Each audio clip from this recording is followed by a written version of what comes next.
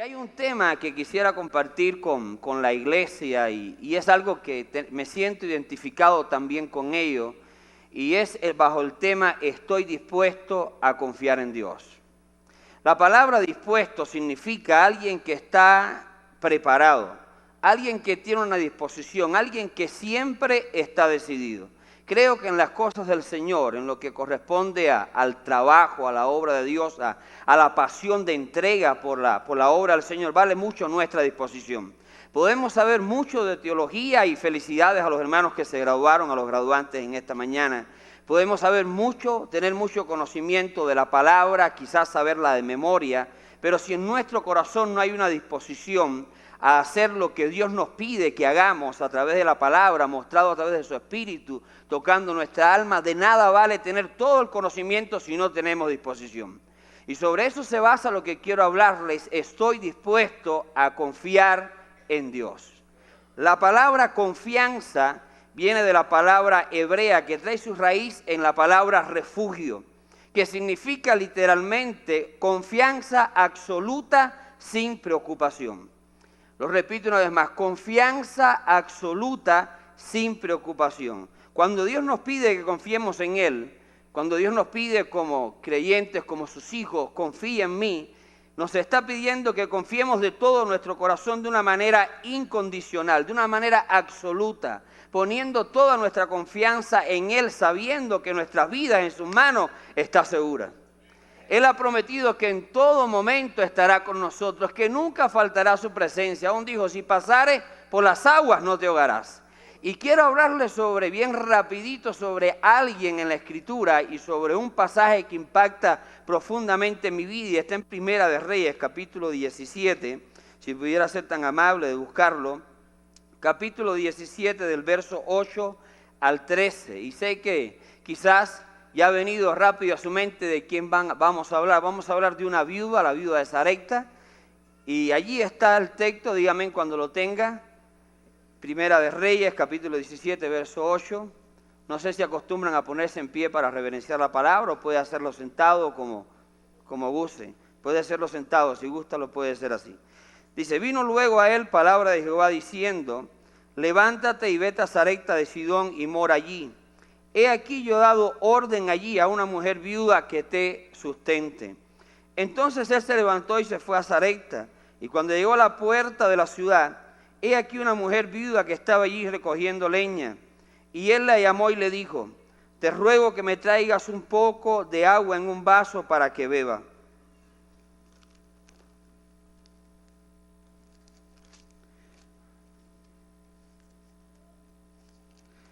Y yendo ella para traérsela, él la volvió a llamar y le dijo, te ruego que me traigas también un bocado de pan en tu mano. Y ella respondió, vive Jehová tu Dios que no tengo pan cocido, solamente un puñado de harina tengo en la tinaja y un poco de aceite en la vasija. Y ahora recogía 2 leños para entrar y prepararlo para mí y para mi hijo, para que lo comamos y nos dejemos morir. Y Elías le dijo, no tengas temor, ve y haz como has dicho, pero hazme a mí primero de ello una pequeña torta cocida debajo de las cenizas y tráemela, y después hará para ti y para tu hijo. Oremos en esta mañana. Padre, te damos gracias por este privilegio, por la oportunidad que me das de poder compartir en esta mañana con esta amada iglesia. Rogamos ahora que tu Espíritu Santo tome control en esta mañana de todo cuanto vamos a hablar y decir, que la palabra pueda inspirar, Señor, que pueda dar fruto, Señor, que de una manera muy especial podamos salir de este lugar no siendo simplemente oidores olvidadizos, sino hacedores de tu palabra. En el nombre de Jesús te lo pedimos y a ti te damos toda gloria y honra. Amén y amén.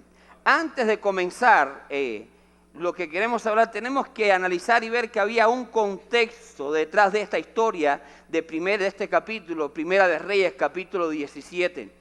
Y quisiera mostrar este contexto en 3 formas. Primero, pudiéramos hablar de tiempos difíciles. Y cuando hablamos de tiempos difíciles, creo que todos en este auditorio estamos relacionados con ellos. ¿Quién no ha pasado por un tiempo difícil? ¿O quién no ha pasado, o quién no está pasando en el presente por un tiempo difícil? Pues en medio de esta historia pudiéramos decir que eran tiempos difíciles para la nación de Israel. Israel estaba siendo gobernada por un rey, el cual había llevado la nación a una degradación moral total. No tanto él como su esposa.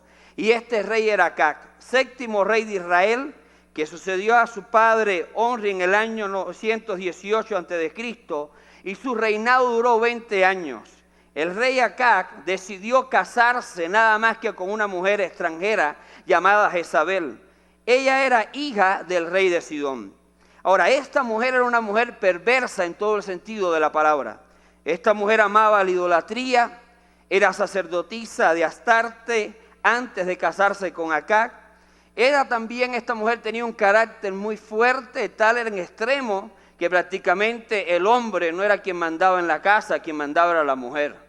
Y esta mujer era muy ferviente y muy diabólica en cuanto a la adoración a Baal, por lo cual su esposo, para complacerla, el rey Acab construyó para ella en Samaria un templo y un altar consagrado a Baal y a la diosa Cera, estatua la cual representaba a la diosa Astarte de Fenicia. Esta mujer no solamente fue vista y considerada y nombrada en Israel por su idolatría, sino también que esta mujer fue considerada como una homicida. No sé cuántos han leído la historia y saben que en un momento determinado de la vida de Acab empezó a llorar porque deseaba una viña, la viña de Nabot. Y se le introdujo en su mente, quería su viña. El pobre negoció con Nabot, Nabot no quiso vender la heredad que pertenecía a sus padres, llegó a su casa llorando, la esposa lo ve afligido y le dice, ¿qué te pasa? Le cuenta y ella quiere resolver el problema y rápidamente contrata personas que dieran falsos testimonios y fue parte de todo un homicidio, de todo un complot acerca de Nabot hasta que fue muerto y le pudo entregar como regalo la viña de Nabot a su esposo. Vemos que tal fue así que la perversidad de esta mujer, Jezabel, vemos que y su acción de introducir en Israel el culto idolátrico a Baal y dar muerte también a los siervos y profetas del Señor, su nombre es recordado aún en el libro de Apocalipsis como un nombre de afrenta, infamia, y muestra este tipo de sistema seductor dentro de la iglesia, la cual lleva a los hombres a negar a Dios y a un culto extremo de idolatría y de toda perversidad en contra de la obra de Dios, como habla Apocalipsis capítulo 2, verso 20. Elías profetizó sobre ella su muerte y dijo que iba a tener una muerte totalmente desastrosa. El juicio de Dios iba a venir sobre ella y los perros iban a comer su carne, y así se cumplió. Fue lanzada por una ventana, cayó al suelo, murió. Cuando dieron la orden de ir a buscar su cuerpo había sido comido literalmente por los perros, como mismo había profetizado el profeta Elías. En medio de todo este contexto y en medio de toda esta situación difícil que estaba viviendo la nación de Israel, Dios levanta a un hombre de Dios. Dios levanta a su siervo llamado Elías y le dice, ve allá donde está, y le da una orden. Y la orden fue la siguiente: quiero que le anuncies acá que voy a cerrar el cielo y no habrá lluvia sobre Israel. En Lucas capítulo 4, verso 25, nos habla y dice que la sequía duró 3 años y 6 meses. O sea, hubo 3 años y 6 meses en los cuales no hubo lluvia sobre toda la nación. Ahora, hay algo interesante que quiero compartir con ustedes, y es que lo que Dios ordenó hacer Elías no solamente fue algo que tenía que ver con la naturaleza, sino que el dios Baal, al cual adoraba Jezabel, era el dios supuestamente llamado el dios de la lluvia. O sea, Dios le estaba demostrando a Jezabel, a Acab y a todos aquellos que se habían desviado de Dios, de que realmente Baal no era ningún señor ni dueño de la lluvia. El verdadero dueño de todo lo que existe es el Dios poderoso al cual tú y yo creemos, alabado sea el Señor. Fue un ataque directo hacia su Dios. Verás, ella cree en Baal, pues ahora yo. Creen en Baal, el cual supuestamente es el Dios de la lluvia, pues yo voy a ordenar que no llueva durante 3 años y 6 meses. Y va a llover cuando yo te diga, Elías, que diga que va a venir la lluvia. Qué grande es nuestro Dios. Cuántos honran y bendicen al Rey Todopoderoso.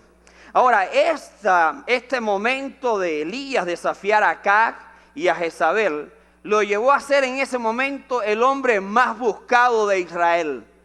Rápidamente Jezabel no podía quedar con los brazos cruzados, ordenó a que rápidamente fueran todos y dieron órdenes en todas las ciudades que se veían Elías fuera apresado y fuera muerto, o sea, fuera asesinado. De una manera u otra, Elías, por esta decisión firme, empieza a enfrentar ahora Elías, no solamente la nación de Israel, sino ahora Elías empieza a enfrentar tiempos difíciles. Y muchas veces nosotros como siervos del Señor estamos sirviendo a Dios, estamos honrando a Dios, estamos haciendo la voluntad de Dios, estamos haciendo lo que Dios nos manda que tenemos que hacer, y a nuestra vida también nos pueden sorprender tiempos difíciles. ¿Cuántos dan un amén a ello? Quizás puede hacer que estés atravesando y te identifiques con lo que estoy hablando y digas, yo quizás puedo identificarme con lo que está hablando el pastor. También estoy atravesando por momentos difíciles y sin embargo estoy honrando y sirviendo a Dios. Pero quiero decirte algo, el Dios al cual tú sirves es un Dios que está contigo en los momentos de alegrías, en los momentos de abundancia. Pero tengo algo más que decirte, que sé que lo conoces, pero quiero reafirmártelo en esta mañana. No solamente está en los momentos de alegría y de bendición, sino está también contigo en los momentos de necesidad, de angustia y aún en medio de ese tiempo difícil que nos toca vivir. Y vemos que Elías ahora empieza tiempos difíciles para Elías.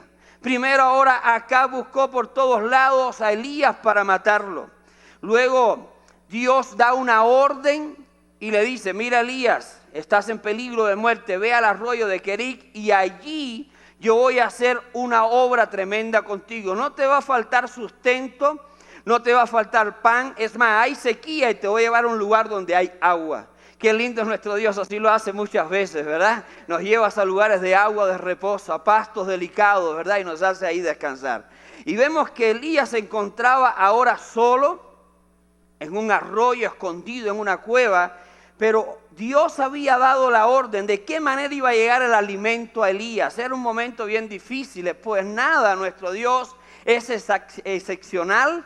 Dios hace cosas inimaginables para nosotros. Dios dio la orden a los cuervos a que llevaran carne y pan a Elías. Y hay algo que me llama la atención y es que los cuervos son aves de rapiña y sin embargo en su pico llevaban una carne, algo lo cual ellos comen. Pero Dios le había dado la orden y le dijo, esa carne no pueden comerla, esa carne es para mi siervo, alabado sea el Señor.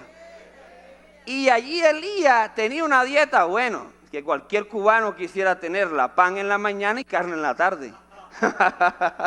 Y yo estoy seguro que usted como mexicano quizás quisiera también, ¿verdad? Y entonces ahí lo sustentaba, pan en la mañana, carne en la tarde, pero empezó a ocurrir algo. 2 años después se secó el arroyo. Y ahora vemos que el arroyo estaba seco, Elías necesitaba seguir adelante. Ahora Dios le da una orden y le dice, ve al pueblo de Sarepta. Y allí en Sarepta te vas a encontrar a una mujer a la cual yo he mandado que te sustente. Aquí yo quiero entrar en un detalle para comprender un poco más la historia. Esta mujer había sido elegida, pero no instruida. Vemos que la presión financiera había caído fuertemente sobre esta mujer. No pertenecía a la nación de Israel. Dios le había dado leyes a Israel de cómo atender a las viudas, pero esta mujer no pertenecía a la nación de Israel. Por lo tanto, la situación financiera para ella era mucho más difícil. No habían trabajos para mujeres. Supongamos que su hijo era pequeño, sin ninguna ayuda social. Realmente eran momentos difíciles para esta mujer. Su estigma era etiquetada de la manera siguiente. Aún la Biblia lo recoge, ni su nombre es mencionado. Simplemente cuando leemos, simplemente escuchamos la viuda de Sarepta.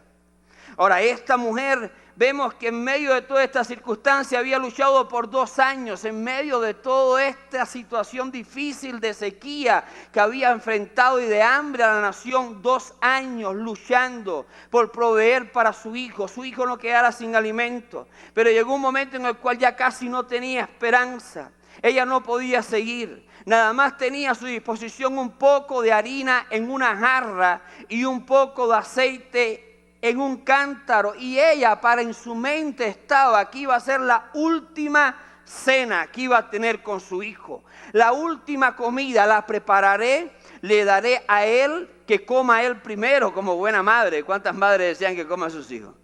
Y no sé si aquí en Cuba, aquí en México, pero allá en Cuba, aunque el niño tenga a veces 30 o 40 años, sigue siendo niño para la mamá. Aquí igual. A veces mi abuela está allá, mis padres dicen, ¿qué estará comiendo el niño?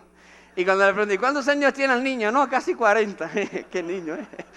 Entonces esta mujer dijo, bueno, primero le doy a mi hijo y luego como yo. Realmente eran tiempos difíciles sin duda para la nación de Israel, para Elías y también para esta mujer. Pero no solamente eran tiempos difíciles, sino que llegó un momento en el que había que tomar decisiones difíciles que iban a traer resultados también, tanto para Elías como para esta mujer, resultados positivos. Y en medio de los tiempos difíciles, muchas veces tenemos que tomar decisiones difíciles. Pero qué bueno es que en medio de nuestras decisiones esté Dios para llevarnos y guiarnos. En cuanto a Elías, ¿qué decisión difícil tenía que tomar Elías? Mira, hermano, la distancia entre el arroyo de Querí, que quedaba al este de Jordania, y Sarepta era cerca de 160 kilómetros. Elías no tenía un buen carro como en el que tiene la iglesia que viajamos ayer allá al evento de hombre a hombre, o quizás una buena bicicleta como la tenemos en Cuba. Elías tenía que caminar 160 kilómetros para llegar al lugar donde Dios le había dicho, ve allí, es la orden, ese es el lugar donde yo te voy a sustentar y te voy a alimentar. Primer reto, una caminata, hermano, de 160 kilómetros. ¿Cuántos han caminado 160 kilómetros? No, le damos una medalla en esta mañana. Aún lo graduamos como el caminante de la Ciudad de México en esta mañana. Pero bueno, no solamente tenía que caminar, si no escuche bien, Elías tenía que recorrer 160 kilómetros, pero tenía que cruzar todo el territorio al cual pertenecía el rey Acab. Y el rey Acab había dado orden de que si se encontraban con Elías, lo mataran. O sea, realmente no solamente 160 kilómetros, sino que iba a ser una caminata bien peligrosa.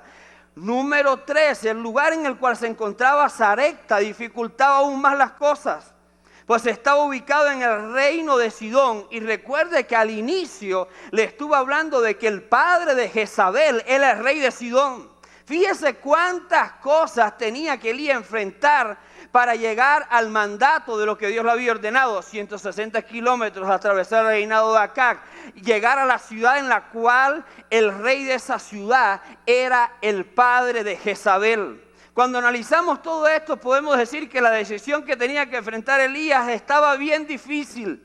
Obtener la dirección de Dios era un asunto difícil que involucraba un gran riesgo, pero hay algo que me llama la atención de Elías y es para que tú aprendas y yo aprenda también. Y es que cuando Dios da una orden, nosotros tenemos que obedecerla. Como alguien dijera, da tú el paso que Dios pone el piso. Esto es cuestión de fe. Si Dios habló, da el paso que Dios se va a encargar de protegerte, de sustentarte, de cuidarte en medio de todo el camino. Y al final de tu carrera vas a llegar con gozo. Como dijera Pablo, he peleado la buena batalla y he guardado la fe. Por lo demás, Dios tiene para mí una corona grande en el reino de los cielos. Realmente hay situaciones difíciles, pero a medida que Elías iba acercando a la ciudad, vio a la viuda. La viuda también tenía que tomar decisiones difíciles. Ahorita vamos a llegar allí. Y vemos que cuando Elías llega a la ciudad, ve a esta viuda, la cual había sido escogida para alimentar a Elías, pero aún no tenía instrucción ninguna de cómo lo iba a hacer, se lo iba a dar el profeta. Y vemos que esta mujer está recogiendo la leña y vemos que quizás pudiéramos decir, bueno, Dios podía buscar la persona más rica que hubiera ahí en Sarepta para alimentarla, pero sin embargo me impresionan las cosas que hace Dios. Dios escogió a una mujer que tenía solo un poco de harina, un poco de aceite, vamos a contextualizarlo un poco para preparar una tortilla, estilo mexicana, ¿verdad? Al pastor, así como la comí el viernes, y dársela primero, ¿quién? A su hijo. Luego ella, el pensamiento de ella era, vamos a dejarnos morir. Pero sin embargo, esta era la persona que Dios tenía escogida. Y Elías llegó y habló a esta mujer y le dijo, mujer, tengo necesidad de que hagas algo, tráeme agua. La mujer al escuchar agua dijo, bueno, es fácil, tengo agua suficiente en mi casa. Y cuando iba a buscarle, un momento, Mira, hay algo, no solamente tengo sed, también tengo hambre. ¿Por qué no haces algo de comer y me das? Y esta mujer le dijo, oh Señor mío, ahí sí, quizás el agua es fácil, te la puedo traer, pero la comida, ahí sí se me hace difícil. ¿Sabes qué? Y empieza a testificarle. Estaba recogiendo estos leños para hacer mi última comida. Estaba recogiendo estos leños porque tengo solo un poco de harina, un poco de aceite. Y ahora yo lo voy a preparar y lo íbamos a comer mi hijo y yo. Y luego nos íbamos a echar a morir. Él dijo, no, no hay problema. Era eso, no, eso no es problema. Mira, ve para allá y cocínalo. Y la mujer le dijo, sí señor, sí, ve para allá y cocínalo. Pero la cosa se pone interesante ahora. Y cuando la mujer va a cocinarlo, Elías le dijo, un momento, pero mira, haz lo siguiente. Primero, cuando tengas la tortilla preparada, me la traes a mí. Y después que yo coma, van a comer tú y tus hijos. Una decisión difícil. No es fácil quitarse el pan de los hijos y dárselo a un extraño. No es fácil quitar lo que tienes, lo único que tienes en tu casa para comer y dárselo a un extraño. Que yo llegue a su casa y le diga, ¿qué tienes? No, lo que tengo es esto, no, dámelo a mí primero y lo que quede después te lo comes tú. Es difícil esta decisión.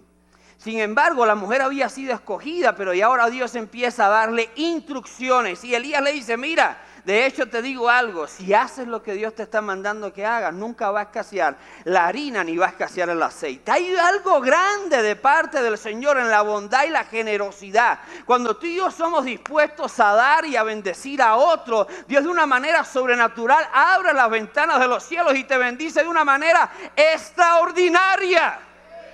Empiezas a ver recursos y empiezas a ver bendición de Dios de una manera muy especial sobre tu vida, pero no podemos ignorar que para esta viuda fue un momento de tomar una decisión difícil. Pero sin embargo me impacta las cosas de Dios. A veces a Dios se le ocurre cada cosa, ¿verdad? Allí a Noé jamás había llovido, en medio de un desierto. Dios le dice, construye un arca que viene una inundación. Un campesino construyendo un barco. Me inspira cuando le dice, marcha alrededor de Jericó y te voy a dar la ciudad. No vas a tener ni que pelearla, simplemente marcha alrededor de ella. Pararse frente de Goliat solamente con una onda pudiera verse tonto ese pequeño chico David. Dar un paso fuera de un bote en medio de una tormenta pudiera parecer algo loco. En un intento de caminar sobre las aguas, a algunos les pudiera parecer algo absurdo. Que el Hijo de Dios, sin pecado, sin mancha, Jesucristo, haya sido golpeado, masacrado y crucificado por los pecadores, para muchos podrá parecer ridículo, pero lo interesante de todo esto es lo siguiente: en medio de toda esta lista que hemos enumerado, que para la mente humana parece ser cosas ilógicas, de lo ilógico, Dios hace algo grande, tremendo y poderoso para tu vida y para mi vida. Así que si es Dios quien está dando un mandato, digamos, sí Dios, estoy dispuesto, aunque sean tiempos difíciles y la situación esté difícil. Y la decisión que me mandas involucre algo difícil. La mujer lo hizo rápidamente, fue, corrió, y Dios vemos cómo empezó a enseñar a esta mujer algo que todos tenemos que aprender, y empezó a enseñarle confianza. Y el tema en esta mañana es, disculpe que lo diga ahora, estoy dispuesto a confiar en Dios. ¿Cuántos están dispuestos a confiar en Dios? Esta mujer, a través de esta experiencia, así ocurrió. La viuda hizo la torta, le dio primero Elías a su hijo, y luego todos quedaron satisfechos. Y dice que siempre hubo aceite en la vasija y harina, y no escaseó hasta el momento en que empezó a llover. Dios sustentó a esta mujer hasta el momento en que llegara la lluvia. A través de la experiencia, la viuda entendió de que ella también podría confiar en el Dios al cual servía Elías. Tal y como había sido prometido, la harina y el aceite no se acabaron hasta que la lluvia vinieron. Ahora, hay algo que me llama la atención y una enseñanza que podemos aprender en esta mañana y que yo también aprendo cuando leo la Escritura. Y es que la mujer no recibió barriles de harina. La mujer no recibió barriles de aceite. El aceite y la harina nunca se derramaron de la vasija. Esa no era la promesa que Dios le había hecho. La promesa era que había una garantía de que cada día Dios iba a proveer aceite y harina para su alimento. Y aquí encontramos una enseñanza tremenda y era una lección que Dios quería darle a la viuda y me quiere dar a mí y yo quiero transmitírsela a ustedes. Y la lección era la siguiente: tienes que aprender a tener una vida de una dependencia diaria de Dios. Cada día tenemos que depender diariamente del Señor. ¿Cómo era eso? La mujer, cada vez que ponía el aceite y la vasija en el estante, la ponía por la mitad. Era un acto de fe. Cerraba el estante, suponiendo, vamos a contextualizarlo, cerraba, y cuando regresaba al siguiente día, ella no tenía que acostarse con preocupación, ¿y qué habrá ahora? ¿Y se habrá llenado? ¿O cómo estará? ¿Lo deja media? ¿Me dará para otra tortilla? No sé si me dará para el siguiente día, para el miércoles. Y ahí estaba preocupada, pero lo que Dios quería era lo siguiente: no te preocupes, tu provisión diaria, yo soy el encargado de dártela. Jesús le dijo a sus discípulos: mira, buscad primeramente el reino de Dios y su justicia, y todo lo que te hace falta Dios lo va a dar por añadidura. Tenemos que tener contentamiento. Estamos viviendo, hermano, una generación allá en Cuba que no se contenta con lo que tienen. Hoy tienen algo y desean más, y Dios le da y desean más. Hay que aprender algo. El apóstol Pablo nos enseñó y dijo: he sabido contentarme cualquiera que sea mi situación. En otras palabras, he sabido aprender y a vivir y a confiar en Dios, que Dios provee diariamente lo que yo necesito. Así que sal con toda tu fe, dispuesto a confiar en Dios, que lo que necesitas, Dios te lo va a proveer. Ahora, barriles de harina no te garantizo, aceite de harina no te garantizo, pero sí lo que te garantizo es lo siguiente: tu provisión diaria, Dios te la va a dar, alabado sea el Señor. Y allí iba al siguiente día, cuando la mujer abría el estante, ahí estaba la vasija de harina llena y la vasija de aceite llena. Dios enseñó a esta mujer que diariamente tenía que depender completamente del Señor. En nuestro país, en Cuba, muchas veces pasamos por realidades como esta. Recuerdo cuando pastoreábamos una iglesia en el campo, allá en la región llamada Las Mercedes, en Camagüey. Tenía a mis niños bien pequeños y habían días que no teníamos literalmente nada que hacer para la comida. En el contexto de Cuba, ellos no ven bien que los pastores trabajen. Para ellos, si yo me voy a trabajar y buscar un oficio, es como si estuviera faltándole el respeto a la iglesia, o estuviera fallándole. Ellos quieren que su pastor esté orando, buscando de Dios, esté constantemente ahí en la iglesia. Y esto nos hace llevar una vida de dependencia en nuestro contexto. Estoy hablando en el contexto de Cuba. En nuestro contexto, una vida de dependencia total y absoluta de parte de Dios. Y recuerdo que me tiré ese día de rodillas y dije: Señor, no tengo nada que comer, no tengo nada que llevar a la mesa de mis hijos. Hubo un momento tanto que ni leche teníamos. Recuerdo que mi hija tuvo que irse para la escuela. No sé si alguno entiende el contexto: cuando la leche se cuaja, que queda debajo del agua. Esa agua tuve que colar la leche cuajada y hacérsela con azúcar. Aún usted le pregunta a mi hija y ella recuerda ese día en que tomó el jugo agrio de la leche cuajada de desayuno para ir a la escuela. Y yo recuerdo que ese día me tiré de rodillas y le dije: Señor, provee para mi hogar. No tengo, pero tú eres fiel. Al momento tocaron en la puerta y llegó un hermano con una gallina en sus manos y me dijo: pastor, aquí le traigo una gallinita para que usted la mate y coma bien hoy y tenga un buen almuerzo.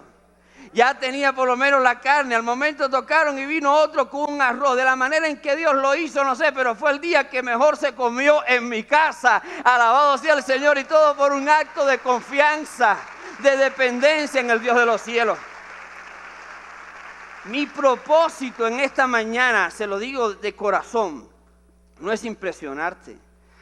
Y no es decirte, y mira lo que ocurre en Cuba, porque Pedro decía: las necesidades se repiten en todas partes del mundo. Yo sé que quizás en esta mañana hay muchos que se identifican con lo que yo he hablado y quizás han pasado por situaciones no similares, peores a las que yo he pasado. Pero también te puedes identificar y decir: pastor, estoy en lo cierto. Aquel que cree en Dios, aquel que pone su confianza en Dios, Dios es fiel para sustentarlo y para ayudarlo. Alabado sea el Señor. Simplemente hay que tener un corazón lleno y dispuesto para confiar en el Rey de Reyes y Señor de Señores.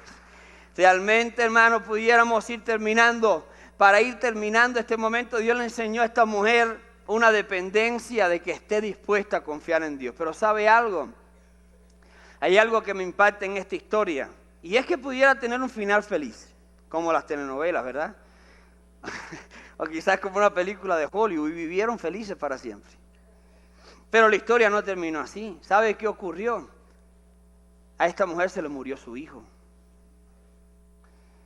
Y en ese momento, hermano, en medio de ese milagro de provisión que Dios había dado, apareció un contratiempo. El hijo de la mujer se enfermó gravemente, su respiración se paró, y esto impactó fuertemente a esta mujer. La mujer se llenó de frustración, se llenó de enojo, la viuda de Sarepta. Y vemos que esta mujer llegó hacia donde estaba el profeta Elías y le reclamó. Y le dijo, ¿por qué Dios permitió esto? Si yo he sido fiel. Sin embargo, Dios hace un milagro sobrenatural. Elías tomó el niño, clamó a Dios por un milagro. Dios contestó y el niño se recuperó y él se lo devolvió a su madre. Ahora, quisiéramos que usted notara algo en la respuesta que le da a la viuda de Sarepta a Elías. Le dijo lo siguiente, ahora, en medio de esta crisis. Le dijo, ahora sé que usted es un hombre de Dios y que la palabra del Señor de su boca es la verdad. Esta mujer ahora empieza, hermano, a dar una confesión que no la había dado al principio. En el comienzo había tenido simplemente ese deslumbramiento, esa emoción de ver el milagro realizado, pero Dios quería más. Dios quería probar la fe de esta mujer, quería que la fe de esta mujer fuera una fe sólida y de una confianza sobrenatural. No podemos tener una fe basada en emociones, basada simplemente en cosas triviales, en cosas que nos alegran y nos dan satisfacción. ¡Qué alegría, qué bien estoy! Quiero decirte a todos, a ti y a mí nos va a visitar el tiempo difícil, nos va a visitar la prueba que nos va a hacer llorar. El momento que nos va a hacer desfallecer, aún el momento en el cual muchos podemos dudar y reclamar, Dios, ¿por qué? Pero es en ese momento en el cual tenemos que mirar nuestros ojos a Dios y decirle, Dios, tú eres fiel y no importa cuál sea mi situación, no importa cuál sea mi problema, tú me amas, yo soy en tu mano y sé que tú obrarás. Y es un momento de bendición para mi vida. Dios quiere llevarnos a una nueva dimensión, a esa dimensión de estar dispuesto a confiar en Dios a pesar de cualquier circunstancia. Quizás decir, confía en Dios en momentos difíciles es fácil. Confía en Dios en momentos fáciles puede resultar bien fácil. Pero si nos pide una confianza en un momento difícil, es donde tenemos que decir, no importa Dios, estoy dispuesto a seguir confiando. ¿Cuántos están dispuestos a seguir confiando?